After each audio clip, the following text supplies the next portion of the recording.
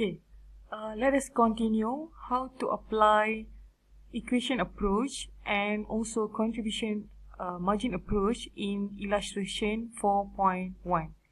Okay, so below are the data for a month of KWIH trading for a single product. Okay, sales is 8,000, selling price 2 ringgit, variable cost 1 ringgit, annual fixed cost 72,000.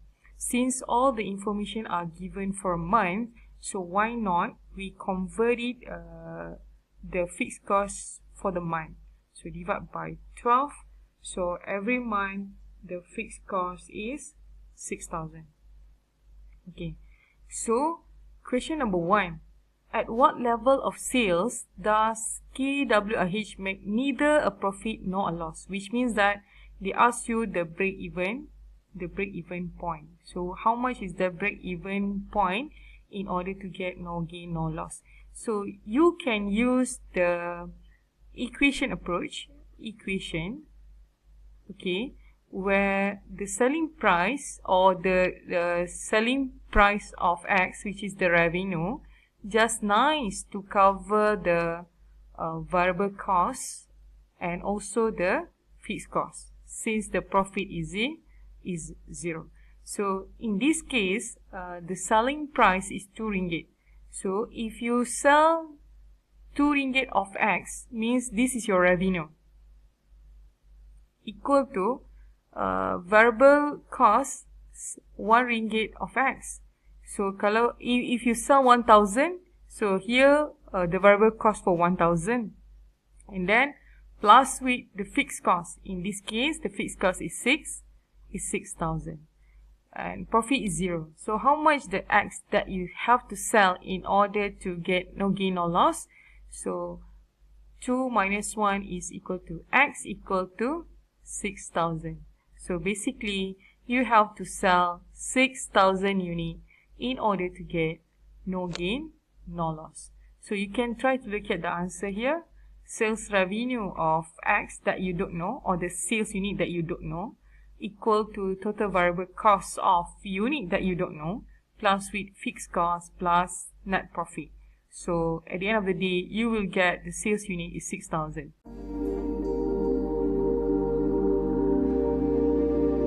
Use contribution margin approach. The formula is fixed cost divided by CM. Okay, this is the break-even point in unit. So your fixed cost is 6,000 divided by CM is 2 ringgit minus 1 is 1 ringgit. So at the end of the day, you will get also 6,000 unit. You use equation, the answer is like this. If you use the contribution approach, the formula is like this. So you still get the same answer by using different method. This is equation, and this is a contribution approach. Okay, for question number 2, if KWIH trading desire 3,000 net profit, what should be the unit sales? Means that they want a profit, no more break-even point. So you can use the formula of equation where the sales minus variable cost minus fixed cost is equal your profit. Or you can use the contribution margin approach where the formula is sales in unit is equal to FC plus profit divided by CM. Okay, I will show you how's the calculation. First of all, you want to get a profit of 3,000. You want to get a profit of 3,000. So how much you have to sell? How much you have to sell means 2x. You don't know how much you have to sell. Minus with 1x. Minus with your fixed cost is 6,000. Okay. Okay. So now x is equal to this transfer to here is 9,000. So means that you have to sell 9,000 unit. 9,000 unit. In order to get a profit of 3,000. Okay, in a contribution approach, the formula is sales unit required. Sales unit is equal to FC, your fixed cost is 6,000, plus with profit that you targeted 3,000 divided by CM. Your CM is 1 ringgit. So how much sales unit is equal to 9,000 unit. Okay, so the same answer given in this manual. The sale unit required to achieve targeted profit of 3,000 is equal to 9,000 unit.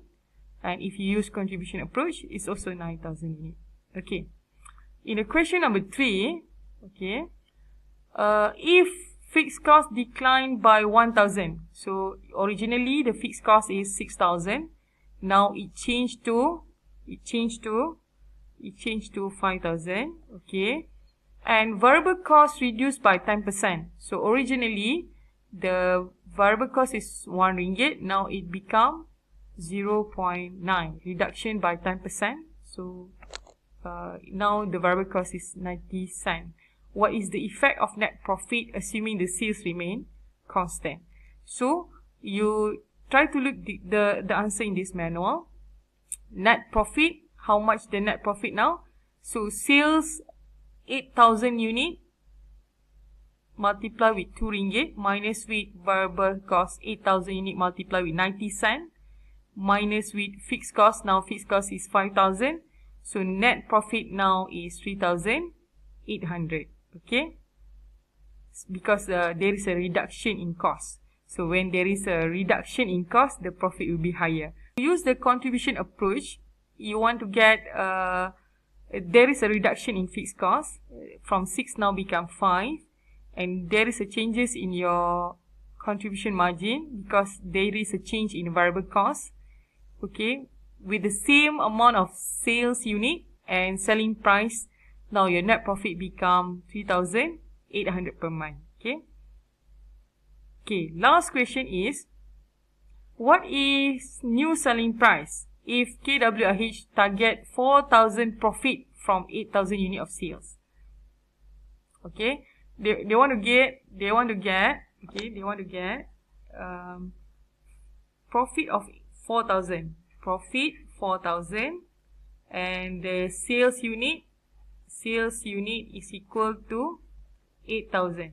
So what's the effect to the selling price? Okay, so now means that if you use the equation means sales minus variable cost minus fixed cost equal to profit. So sales mean 8,000 unit, but we don't know how much the selling price, minus with variable cost, still the same.